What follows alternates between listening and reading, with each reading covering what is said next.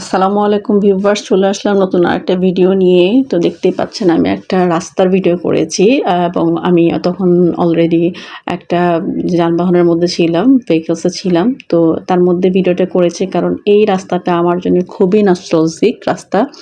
তো এখানে আমি ছোটোবেলা থেকে বড় হয়েছি, আমার শৈশব কেটেছে। রাস্তাটা দেখে হয়তোবা যারা এলাকার মানুষ থাকবেন তারা হয়তো চিনতে পারবেন, অনেকে হয়তো চিনবেন না, ভাববেন যে একটা রাস্তার ভিডিও দেখার কী আছে। কারণ আমার কাছে এটা স্মৃতি বিজড়িত সময় কাটিয়েছিলাম।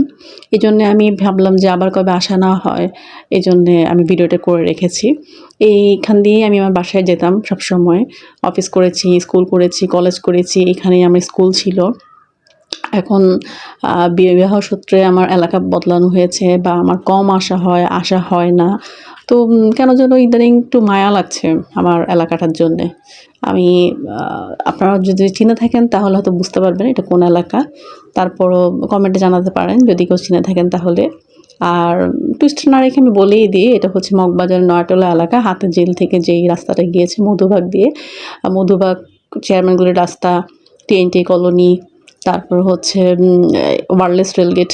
তো আমি কমিউনিটি হাসপাতালে গিয়েছিলাম একটা দরকারে। তো এই কারণে আমি পুরো ওয়্যারলেস পর্যন্ত ভিডিওটা করেছি এবং আমি যেই অটোতে বসেছিলাম, অটোর যে সাইডটা ছিল সেই সাইডের ভিডিওটাই করেছি। আরও এক পাশ করতে পারলে হয়তো বা ভিডিওটা আরও বড় হতো বা আমার কাছে আরও পরিপূর্ণ মনে হতো। সকাল টাইমের ভিডিও দেখতেই পাচ্ছেন।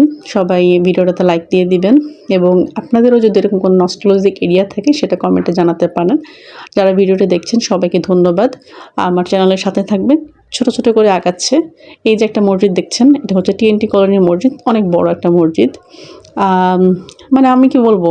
যার, যার স্মৃতি বিজড়িত এলাকা নিশ্চয়ই ভিডিওটা দেখলে মনে পড়বে। তো যার, যার এলাকা তার প্রিয় জায়গা। এটা হচ্ছে টিএনটি স্কুল, মগবাজারের টিএনটি কলোনির স্কুল। বিশাল বড় একটা মাঠ আছে স্কুলটার ভিতরে। কি বলবো? সবাইকে আল্লাহ হাফেজ। এখানেই শেষ করছি ভিডিওটা। ধন্যবাদ।